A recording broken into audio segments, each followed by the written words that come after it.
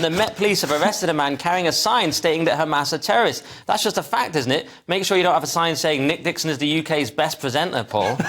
I've got two. Met Police arrest man carrying Hamas as a terrorist placard at Gaza demo after pro-Palestinian protesters turn on him as they march through London. So this is an Iranian guy. We've seen him a few times now. His name's Nairak Gorbani. He's 37. And what I'm finding more and more maddening about these weekend marches is that every single weekend, thousands upon thousands of people chant obscenities, things that people find terrifying and really offensive, particularly within the Jewish community. And the only person that's arrested is the one bloke stood on the periphery holding a sign with the truth on it, which is that Hamas are terrorists. And they're not just terrorists, they're terrorists that took all these hostages and still haven't given some of them back. Yeah, and before everyone shouts at us on X and gets us Ofcom and stuff, the police are very clear, the Met Police, to say that he wasn't arrested for the placard. So he was arrested for assault, but then they reviewed the footage and they de-arrested him. This is a new term for me. This is a new term in our narco-tyranny. Every citizen is basically arrested, then you just de-arrest them later when you can't find the crime.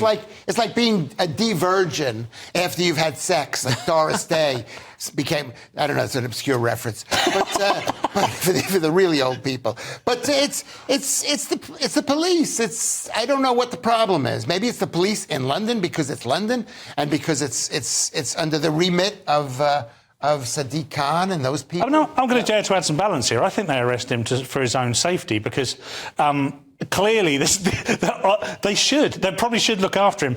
I just wish they wouldn't do it in the way that they did, and I wish they were honest about it. I wish our police force could be honest about the things that they do. If they just said, look, we just took that guy out of there, the only way we can do it is to arrest him, that's the only way we can do this. But it would open the can of worms and it would create a huge problem for them. Yeah, I've seen that argument used, and that's been used against me on X as well. But to me, you're already lost if you're making the argument. The one guy showing up doing nothing wrong. Yeah. With the angry mob, you arrest the one guy who's not doing anything wrong, but for his own safety. Haven't you basically lost control of your society at that point? Because you haven't put enough policemen on the beat and you haven't enforced it. Everybody knows what the story is. The story is the police that... Two-tier. Say two-tier. No, it's not even two-tier. It's no tier. It's only tears. Nice. No tears, only tears. Yeah. And Sunak just made this big thing about, I'm going to talk to the police and make sure they do their job, blah, blah. It doesn't seem to have had any impact on this at all. And another thing, they took his placard. It's not clear, apparently, legally, that they can even do that. They seem to take his placard. They were quite rough with him. It's weird.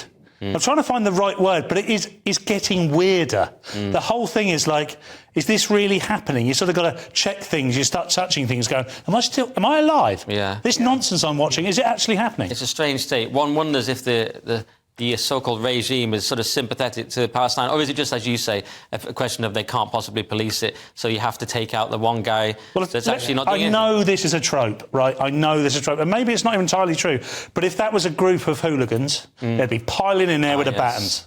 The white working class men, yeah.